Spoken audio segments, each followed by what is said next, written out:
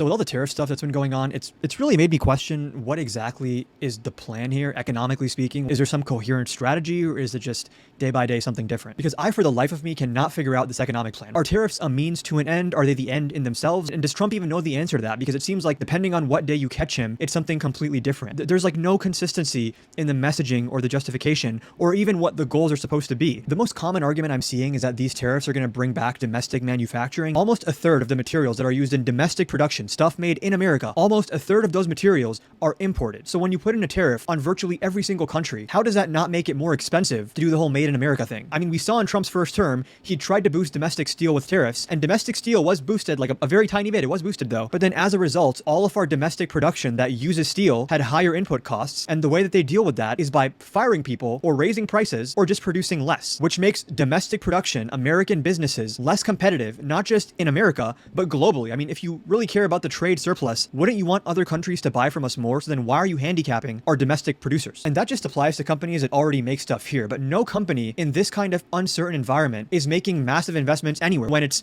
40% one day, 10% the next day, a pause the third day, they have nothing to actually judge what investments are worth making and what investments aren't worth making. Even if they did, in most of these cases, it's probably still cheaper to just pay the tariff than to move a factory to the US, which is going to take anywhere from like 4 to 6 years. By the time the factory is built, we might have a new president who just reverses the tariffs. If you want to boost domestic manufacturing, there's very good arguments for that. But the way you do that isn't by making imports as expensive as the more costly American alternatives. It's to make the costly American alternatives as cheap or cheaper than the imports. That's done with subsidies. When you do subsidies, you lower consumer prices and revitalize domestic manufacturing. And then this is the same guy who wants to cut corporate tax rates, which, like, let's just be clear, corporate taxes are taxes on corporate profits, not like revenues, not the money that's going into wages and production and investment. He's actually taxing the production side of corporations, like their actual costs are being increased, but then he wants to cut the taxes on their profits, which is weird because the whole justification Republicans use for corporate tax cuts are like, oh, these are going to spur investment and they're going to increase confidence. And again, it's like these are the same people who are complaining about increasing debt, but then they want to increase the debt more. Because if you really want to balance budgets and get surpluses and start paying down the debt, the real answer to that no one ever wants to say is that you cut spending and raise taxes at the same time. That's like full austerity. Democrats and myself don't actually want to do that. I think you can increase taxes and increase spending at the same time, and that actually solves the problem in a different way. When you increase taxes, you bring in more revenue, which pays down the debt a little bit, and then when you increase spending, you're boosting GDP, and then what does that do? It boosts our debt to GDP ratio. Government spending, we know this for a fact, boosts GDP more than tax cuts. When you cut taxes, you don't know how many of those dollars are actually going to recirculate in the economy. When the government spends money to build roads and bridges, those dollars have a multiplier, sometimes up to like 2.5 or 3 for every $1 we spend. This is more just like a stream of consciousness rant, because I just,